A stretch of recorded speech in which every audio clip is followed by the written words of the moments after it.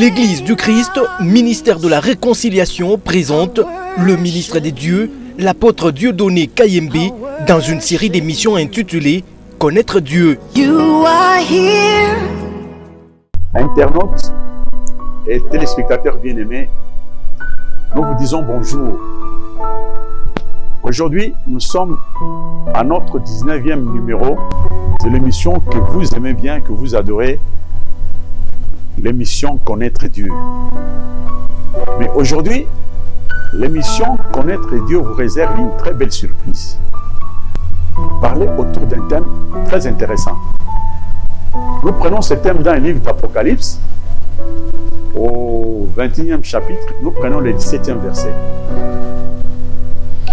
Apocalypse 21, le 17e verset, nous lisons au nom de Jésus. Amen. Il mesura la muraille. Il mesura la muraille et trouva 144 coudées. Et trouva 144 coudées. Mesure d'homme. Mesure d'homme. Qui était celle de l'ange. Mesure d'homme qui était celle de l'ange. C'est ça notre thème. C'est ça notre titre.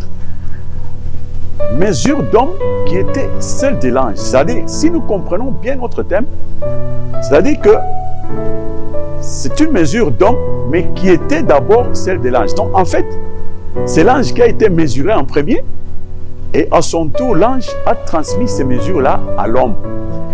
Évidemment, vous poserez la question, qui avait mesuré l'ange? Naturellement, c'est Dieu. C'est Dieu qui a mesuré l'ange pour que par la suite, l'ange puisse venir mesurer l'homme, lui donner des mesures qu'il faut. Alors, pour marcher, nous allons prendre notre premier livre. Nous prenons le livre de Zacharie, à son 2e chapitre. Nous partirons du premier verset jusqu'au 5e verset. Zacharie chapitre 2, verset 5. Amen. L'entête nous dit les cordeaux à mesurer. Les cordeaux à mesurer. Les cordeaux, c'est quoi? Les cordeaux, c'est un petit matériel qui est généralement utilisé par les constructeurs ou par n'importe qui veut prélever une certaine distance. Alors, les cordeaux peuvent être assimilés à un mètre ruban, c'est-à-dire quelqu'un qui prend un mètre ruban, qui veut prendre une dimension donnée. C'est ça les cordeaux. Mais le problème, c'est qu'on mesure quoi? Parce qu'on dit les cordeaux à mesurer. On va mesurer Jérusalem. Jérusalem, c'est quoi? Généralement, vous dites Jérusalem, c'est la ville sainte. Mais ville sainte, c'est quoi? Ville sainte, c'est toi, c'est moi.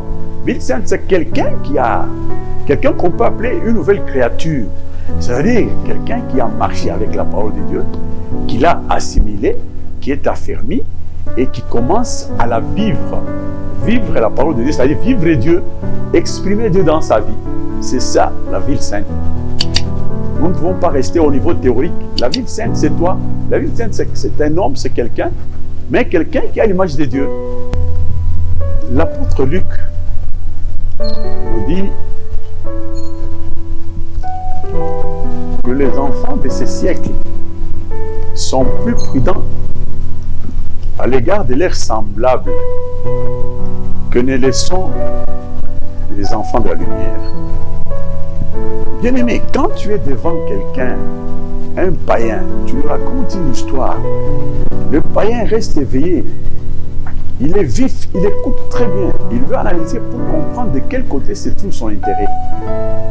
S'il y a un intérêt, eh bien il s'accroche. S'il n'y a pas d'intérêt, il s'arrête. Mais aujourd'hui, nous voyons, nous qui nous appelons chrétiens, bon en fait, je vous le concède, nous qui nous appelons chrétiens, une façon de parler, quand nous nous retrouvons devant des milliers et des milliers de communautés qui se réclament tous de Christ, avec un seul document que nous appelons la Bible, mais tu vois que ces communautés-là sont en train de développer des discours différents. Celui qui cherche la face de Dieu ne se pose pas la question de chercher à comprendre de quel côté se trouve la vérité, de quel autre côté se trouve le mensonge. Regardez, vous pouvez vous retrouver devant des communautés, aussi diversifiées soient-elles, mais quand ils développent des discours, mais tu sens que ce sont des discours dispersés, des discours chacun va dans cette direction. Je prends un exemple, je vais vous donner un exemple. On peut parler de baptiser. On parle de baptiser, mais tu verras que quelqu'un, une communauté qui parle de baptiser dans le sens d'immerger, donc plonger totalement dans l'eau. Il y a une autre communauté qui va dire non, il faut simplement asperger sur la tête. Et quand ils vont se poser une autre question. C'est au nom de qui? Au nom de qui? Mais il y en a qui vont dire au nom du Père, du Fils ou du Saint-Esprit. Et il y en a qui vont plus loin, qui disent non, ça ne peut pas être comme ça. C'est au nom du Seigneur. Et ces communautés sont en train de se disloquer comme des petits pains. Mais le grand problème, voyons voir comment le peuple de Dieu ne peut pas être intelligent pour comprendre certaines choses. Évidemment, quand quelqu'un dit on baptise au nom du Père, au nom du Fils, Père, c'est un nom public. Père, c'est pas un nom qui peut identifier quelqu'un.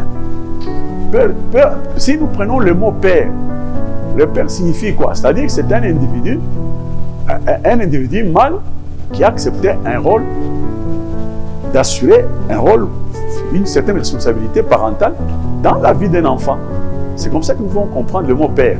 Bon, mais quand on te dit va baptiser au nom du Père, quand tu pars, tu vas chercher ce Père-là doit avoir son nom. Il y en a qui développent aussi une beuverie, qui disent oh, le Père c'est Jéhovah. Mais est-ce que vous comprenez?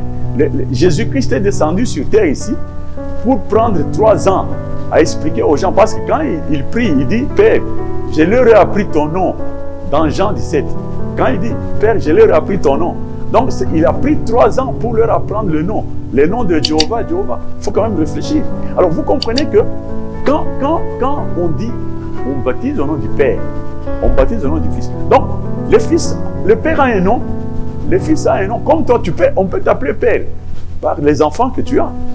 Mais ce n'est pas ça pour dire que tu n'as pas un autre nom. Tu peux t'appeler Emmanuel, tu t'appelles Daniel, mais tu es père de cet enfant-là. Mais quand on lui dira, va, appelle ton père. On va dire, ton père s'appelle comment? Il dit, Daniel. Bien-aimé, tu peux te retrouver devant quelqu'un qui a un niveau. Il peut même être universitaire, un intellectuel tout fait. Mais tu peux le retrouver devant un monsieur qui ne connaît rien et qui lui raconte des histoires. De ces gens, des vendeurs de rêves là, qui lui racontent des histoires. Et lui est là en train d'écouter, il ne se pose pas la question de savoir, mais mon cher, quand tu dis ça, mais si on te pose cette question, mais généralement, le problème c'est quoi? Le comble, c'est parce que les gens qui se disent serviteurs de Dieu ou qui veulent être chrétiens, ils ne lisent pas, ils ne veulent pas lire la Bible, ils ne veulent pas chercher à comprendre. Alors, ils sont en train de se faire traîner par terre par des gens qu'ils peuvent appeler pasteur, ils peuvent appeler bishop avec si. Mais on se pose des questions. Les gens croient que Dieu peut être adoré de n'importe quelle manière. Non. Dieu a des dimensions. Si nous avons parlé de la dimension de l'ange, la mesure d'homme qui était celle de l'ange, c'est-à-dire que l'ange, c'est la parole de Dieu. La parole de Dieu, c'est ça l'ange. L'ange, quand on dit un ange, c'est qui?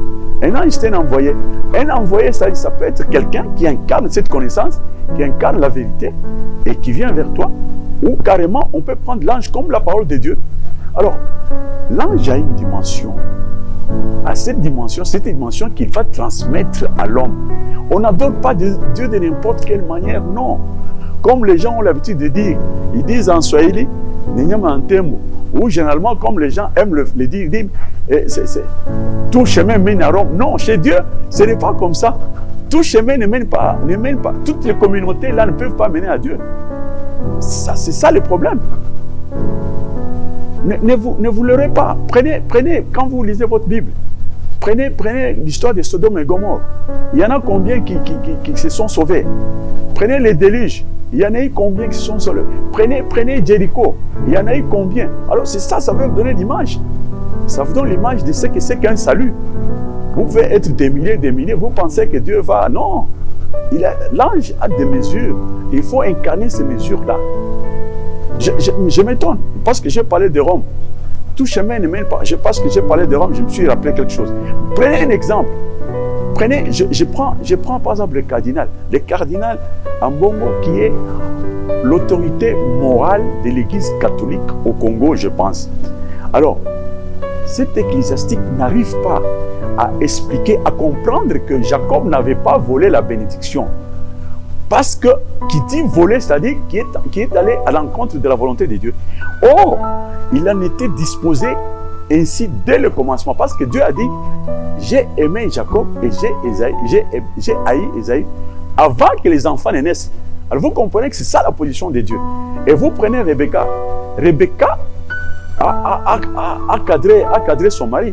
Donc vous comprenez. Mais alors, un type comme ça qui s'affiche politiquement le jour, le matin, le soir, mais pour expliquer ce qui justifie sa position là où il est, il n'arrive pas à expliquer convenablement. Alors vous comprenez, c'est ça une communauté. Et ça, c'est un père. Il est à la tête. Il y a des milliers de gens qui attendent des saluts à partir de lui. Je ne sais pas si vous comprenez. C'est ça le problème qui se pose avec les hommes de Dieu. Avec nous qui nous disons chrétiens ou qui cherchons la face de Dieu. Et d'ailleurs, Rebecca a dit, le fils Jacob lui a posé la question. Il a dit, maman, tu m'as fait porter les habits de mon frère. Et tu m'as fait porter, tu m'as garni d'une peau d'animal. Mais la voix, c'était la voix de Jacob, mais la peau d'Ésaü. Alors le fils a dit, mais mon père peut découvrir cette supercherie et il peut me maudire à la place de me bénir. Rebecca a dit, non, que cette bénédiction tombe sur moi. Mais alors tu comprends, Rebecca c'est qui? Il y a des femmes qui incarnent Dieu. Quand tu parles de cette femme dans la Bible, tu sens que c'est la présence de Dieu lui-même. Tu prends Sarah, tu prends Rebecca, tu prends Rachel. Mais il n'y a pas plus Dieu que ça dans la Bible. Mais alors, si Rebecca a dit que cette malédiction retombe sur moi, est-ce que Dieu peut se maudire lui-même? Non. Alors, nous revenons. Notre premier verset a dit, il levait les yeux. Il levait les yeux et regardait. Il levait les yeux et regardait. Bien aimé, il faut lever les yeux. Tout ce que j'étais en train de vous parler, c'est pour que vous puissiez comprendre que Dieu a des dimensions. Il faut pas, tu ne vas pas marcher n'importe quelle manière avec Dieu. Dieu a des prescrits. Dieu a des exigences qu'il y a. C'est-à-dire la parole de Dieu a des mesures. Il faut connaître ces mesures-là pour les incarner, ces mesures, enfin devenir un homme de Dieu. L'image, c'est ça. Dieu a créé l'homme à son image. Je vous ai toujours dit que tous celui qui respire, tous ces gens qui marchent, ne sont pas encore créés. On ne crée pas la parole. Toi, tu es engendré par ton père, par tes géniteurs, ton père et ta mère. Mais quand on parle de la création, la Bible est claire, elle dit on crée avec la parole. C'est-à-dire, quand on commence à enseigner quelqu'un, c'est alors qu'on lui transmet l'image et la ressemblance de Dieu. On vous a dit que la terre était en forme vive. C'est vous qui n'avez pas la forme, qui n'avez pas l'image. Mais quand la parole vient, quand on vous annonce la parole de Dieu, en ce moment-là, vous avez l'image. Alors, on dit, il levait les yeux. Je levais les yeux et je regardais. Il a regardé. Et voici, il y avait un homme. Tenant dans la main un cordeau pour mesurer. Un cordeau pour mesurer. Pour mesurer. Il a dit qu'il allait mesurer quoi? Je dis, où vas-tu? Où vas-tu? Le prophète pose la question à cet homme. Où vas-tu? Et l'homme répond. Il me dit, je vais mesurer Jérusalem. Il va mesurer Jérusalem. Pour voir de quelle largeur et de quelle longueur elle doit être. Bien-aimé, vous avez suivi la lecture. L'homme lui dit, je vais avec ces cordeaux pour mesurer Jérusalem. Je vais voir quelle est sa longueur et quelle est sa largeur. D'ailleurs, quand nous prenons le livre d'Apocalypse 21, verset 16, on peut nous lire, comme ça nous allons comprendre, nous allons compléter l'idée. Apocalypse 21, le verset 16, nous lisons au nom de Jésus. Amen. La ville avait la forme d'un carré. La ville avait la forme d'un carré. C'est-à-dire que cette longueur était égale à la largeur. Et sa longueur était égale à sa largeur. La longueur était égale à la largeur, on continue. Il mesurait la ville avec le roseau. Oui. Et trouva 12 000 stades. 12 000 stades. La longueur, la largeur la hauteur en était égale. Amen. Que Dieu soit loué. Alors, vous comprenez que Jean dit que la longueur, la largeur et la hauteur étaient égales. Qu'est-ce que ça veut dire? La longueur, la longueur, c'est la connaissance que tu dois avoir de la part de la parole de Dieu. C'est ça la longueur. La longueur, c'est la connaissance qu'on est appelé à avoir. Sans connaissance de la parole de Dieu, on ne peut rien faire. La largeur, c'est l'acte, c'est le comportement. Or, vous savez qu'on ne peut pas savoir se comporter si on n'a pas la longueur. Donc, vous comprenez que tout part de la longueur qui amène la largeur. Et on dit que la longueur était égale à la largeur, était égale à la hauteur. Qu'est-ce que ça veut dire? Ça veut dire que quand on a la connaissance, on agit en fonction de cette connaissance. On ne peut pas avoir une connaissance qui va à gauche et on pose des actes ou un comportement qu'on peut afficher qui va dans son sens. Non, c'est-à-dire, la Bible dit que votre oui sont un oui. Donc si il est oui dans la connaissance, il est encore oui dans le comportement. Donc, la longueur, c'est la connaissance. La largeur, c'est l'acte que tu dois poser. C'est le comportement qui doit se référer à la parole que tu as. Maintenant, on parle aussi de la hauteur. La hauteur était égale à la longueur, était égale à la largeur. La hauteur, c'est l'inspiration, la façon de concevoir les choses, la façon de voir les choses. Alors, tu ne peux pas. Un homme de Dieu est appelé à voir. Tu dis que tu es né de nouveau. Mais tu ne peux pas être né de nouveau, mais tu réfléchis comme si... Tu réfléchis comme ce que tu faisais avant. Tu réfléchis comme quelqu'un de la rue. Non, non.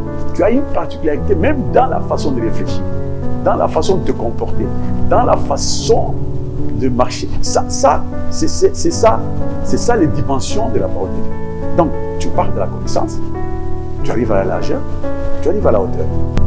Bien-aimés, vous avez bien compris que Dieu n'a pas de dimensions aléatoires, n'a pas de mesures aléatoires. Non. Si quelqu'un ne peut pas comprendre ces choses telles que je vous l'explique, donc s'il n'a pas de longueur, vous comprenez que la largeur ne viendra pas. Oh, la longueur, c'est la vérité. Alors, si on n'arrive pas à expliquer ces choses telles que je vous l'explique maintenant, ça dit que vous avez affaire à un aveugle. Or, vous savez, Matthieu 15, 14, je pense, dit, laissez-les, ce sont des aveugles. Un aveugle ne peut pas conduire un autre aveugle, parce que tous les deux tomberont dans une fosse. Zacharie chapitre 2, le verset 3. Et voici l'ange. Nous continuons avec le même livre. Et voici l'ange qui parlait avec moi s'avança. Oui. Et un autre ange vint à sa rencontre. Un autre ange vient à sa rencontre. Il lui dit, cours. C'est un détail qu'on ajoute. Parle à ces jeunes hommes. Parle à ces jeunes hommes. Et ce jeune homme, c'est toi qui écoutes la parole de Dieu. Jeune homme, c'est celui qui est assis devant quelqu'un qui prétend être pasteur, qui prétend être serviteur de Dieu, alors qui écoute la parole. On te dit maintenant, écoute maintenant. Il y a un détail dont il ne faut pas perdre de vue. Parle à ces jeunes hommes. Parle à ces jeunes hommes. Et dis, Jérusalem sera une ville ouverte. Jérusalem sera une ville ouverte. À cause de la multitude d'hommes. D'hommes et de bêtes qui seront au milieu d'elle.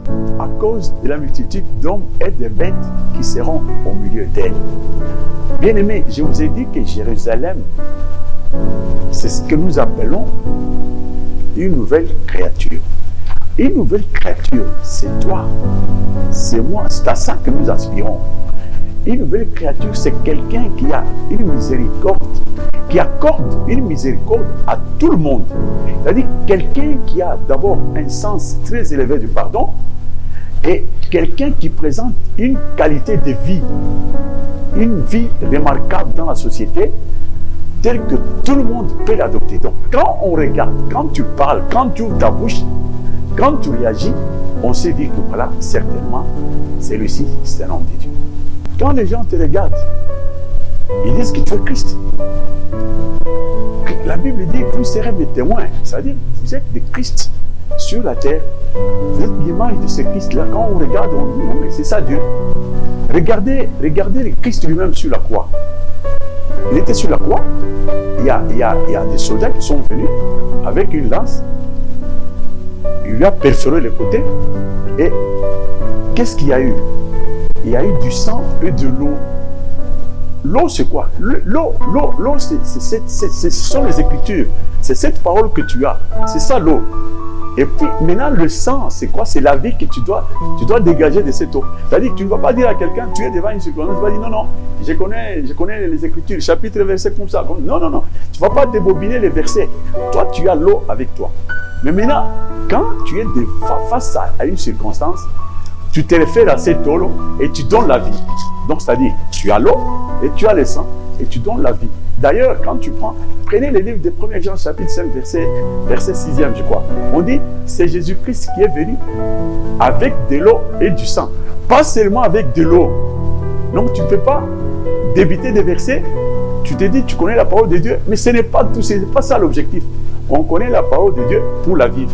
Donc, on dit, c'est Jésus qui est venu pas seulement avec de l'eau, mais avec de l'eau et du sang. C'est-à-dire, tu es face à quelqu'un, et d'ailleurs la Bible a bien dit, on dit, pas le nombre d'hommes et de bêtes qui doivent être au milieu d'elle. Le nombre d'hommes. Tu as déjà regardé des bêtes, vous allez vous poser des questions, des bêtes comment? Et tu peux regarder quelqu'un, tu vois quelqu'un, mais quand il ouvre la bouche, tu as l'impression d'avoir affaire à un animal. Tu te dis, mais ça c'est un animal ou c'est un homme? Non, mais c'est ça, parce que la parole dit, en réalité, en l'homme c'est l'esprit. Mais quand, il ne faut pas se fier à la forme. Mais quand quelqu'un ouvre la bouche, quand il parle, il s'exprime, tu sens que ce n'est pas un homme. Donc l'homme, c'est ce qui est dedans là. D'ailleurs, la Bible dit, Matthieu, je crois que Matthieu, dans le livre de Matthieu, on dit très clairement, on dit, mais quand vous irez quelque part, dans une ville, dans une maison, vous allez frapper. S'il y a quelqu'un dans cette maison-là, alors vous allez lui donner salut. Mais s'il n'y a pas quelqu'un, quelqu'un dans la maison, c'est l'homme. Mais alors, si tu parles avec quelqu'un, vous voulez échanger, mais tu peux te retrouver devant quelqu'un, tu sens que c'est un animal. Il n'y a pas d'esprit en lui, le souffle de vie, il n'y en a pas. Quand il prend position, tu sens qu'il est à côté et puis il ne te donne pas le temps de parler. On dit non, un type comme ça, il faut le laisser. Donc, alors on te dit, pour le nombre d'hommes, un nombre de bêtes qu'il y aura au milieu d'elle. C'est-à-dire qu'il y aura des gens de tous les caractères, de tous les comportements, mais à tous ces gens-là, tu es appelé à donner la vie. Tu es appelé à accorder la miséricorde. Comme Jésus le dit, il dit, Père, pardonne-leur, ils ne savent pas ce qu'ils font. C'est-à-dire que quand quelqu'un vient, tu dis non, s'il fait ça, s'il dit ça, s'il se comporte comme de cette manière, c'est-à-dire, il comprend ce qu'il fait. Alors, toi, tu lui donnes la vie. Voilà d'ailleurs pourquoi la Bible dit, même les yeux qui l'ont percé le verront. C'est-à-dire, même celui qui t'a causé du tort, mais il doit voir cette miséricorde-là. Il doit voir Christ en toi. Il t'a offensé, il a commis du mal contre toi, mais si tu rétorques les biens, tu répliques les biens, mais il va dire, mais ce n'est pas naturel. Un homme normal ne peut pas faire ça. Et effectivement, donc, il n'a pas affaire à un homme normal, il a affaire à un Dieu. Il a affaire à un Dieu qui lui accorde la vie. À ce moment, il dit, ah tiens, s'il a fait ça, non, je ne peux pas m'en répliquer. Je ne peux pas. Alors, c'est une leçon qu'il apprend. Dorénavant, lui aussi, il s'est dit, non, cet homme-là m'a fait ça. Moi, je lui avais fait ça, mais regardez comment il avait réagi. Donc, prochainement, c'est une leçon que tu as donnée. Même partout où il ira, lui aussi, il s'est dit, mais quand quelqu'un m'offense, ce n'est pas nécessaire que je réplique par le mal. Il faut que je fasse du bien pour que ça lui donne une leçon comme on m'en avait donné. C'est comme ça. Alors, on peut continuer avec notre le verset 3. Et voici l'ange qui parlait avec moi s'avança. Oui. Et un autre ange vint à sa rencontre. Oui. Le verset 4. Il lui dit, cours, parle à ces jeunes hommes et dis, oui. Jérusalem sera une ville ouverte à cause de la multitude d'hommes et des bêtes qui seront au milieu d'elle. Amen. Le verset 5. Je serai pour elle, dit l'Éternel, Jérusalem. Dit l'Éternel, oui. Une muraille de feu tout autour. Je serai pour Jérusalem une muraille de feu tout autour. Et je serai sa gloire au milieu d'elle. Et je serai sa gloire au milieu d'elle. Bien-aimé, c'est le Seigneur qui parle là-bas. Il dit, voilà, si Jérusalem arrive à observer la longueur, à observer la largeur et la hauteur, à être une ville ouverte pour le nombre d'hommes et de bêtes qu'il y aura au milieu d'elle, moi, l'Éternel, je vais ériger une muraille de feu autour d'elle. Qu'est-ce que nous devons comprendre par là? Bien-aimés, vous savez, c'est par défaut de longueur, par défaut de connaissance, que les gens se comportent de n'importe quelle manière. Ici, le Seigneur attire notre attention. Les gens croient que tu peux te comporter de quelle manière. Tu vas là-bas, tu peux emprunter de l'argent à quelqu'un, tu ne rembourses pas, tu peux te déplacer, tu peux prendre la forme d'autrui, tu peux te comporter de la manière où tu veux. Tu n'as pas de dimension.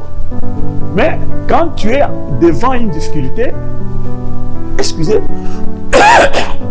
quand tu te retrouves devant une difficulté, par exemple, tu as une difficulté, tu es malade, ou par exemple tu as une sécheresse financière, tu es en difficulté, mais les gens sans dimension, ils se disent, moi je vais me retirer, je vais faire un jeûne, un jeûne et prière. Donc il se retire, il va à la montagne, et fait 3 jours, il fait 4 jours, même si tu fais une semaine, même si tu fais un mois.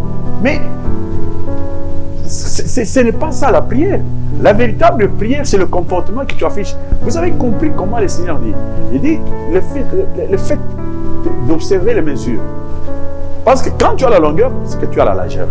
Or, la longueur est égale à la largeur, est égale à la hauteur. C'est-à-dire, la façon de méditer, la façon de réfléchir, c'est la réflexion vient de la connaissance que tu as. Et la connaissance va affecter le comportement, donc va impacter ton comportement. Alors, et on dit que tout ça est égal. C'est-à-dire, si c'est ça, Dieu a dit ça, tu te comportes tel qu'il a dit, et tu conçois des choses conformément à la parole de Dieu, Dieu lui-même sera ton défenseur. Il va t'offrir la sécurité dont tu as besoin. Il dit, je serai pour Jérusalem une muraille de feu. C'est-à-dire, tes ennemis en ce moment, tes ennemis seront ses ennemis à lui. Voilà pourquoi en ce moment, tu peux parler. C'est ça la prière. Tu peux parler du Seigneur en tant que quelqu'un qui doit te donner la sécurité. Mais tu ne peux pas, tu te comportes de n'importe quelle manière. Tu es dans tes voies à toi. Mais quand tu es en difficulté, tu sens que tu es coincé. Tu dis non, sans effet. Non, mais les effets, c'est l'énergie. Pour dire sans effet, c'est à partir de l'énergie que tu as. On ne dit pas sans effet comme ça, comme quelqu'un qui tu te réveilles le matin, tu dis sans effet. Non. Sans effet, c'est un pouvoir. Ce pouvoir vient de l'autorité que tu dois avoir eu dans la connaissance de la parole de Dieu et dans la marche avec Dieu. Alors, il ajoute, il dit, je serai une muraille de feu autour de lui et je serai sa gloire au milieu d'elle. Et je serai sa gloire au milieu de Jérusalem. Donc, à ce moment-là, tu peux espérer de Dieu tout ce que tu peux espérer parce que, en ce moment-là, toi, tu es ton fils. Tu es son fils, plutôt, je voulais dire. Et lui est ton Dieu. Bien-aimés, nous venons de terminer notre message d'aujourd'hui. Je pense qu'il vous a suffisamment édifié. Nous allons terminer par notre petite prière. Éternel, nous te bénissons, nous te disons merci pour cette trompette que tu as sonnée pour ton peuple. Nous voulons, Seigneur, que tu leur donnes la capacité de percevoir ton message, de l'incarner, de la vivre.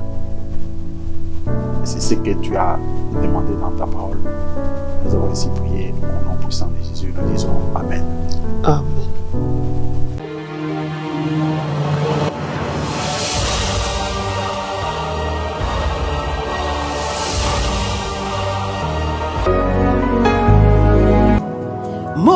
L'Église du Christ, ministère de la réconciliation, présente le ministre des dieux, l'apôtre Dieudonné Kayembe, dans une série d'émissions intitulée Connaître Dieu. You are here.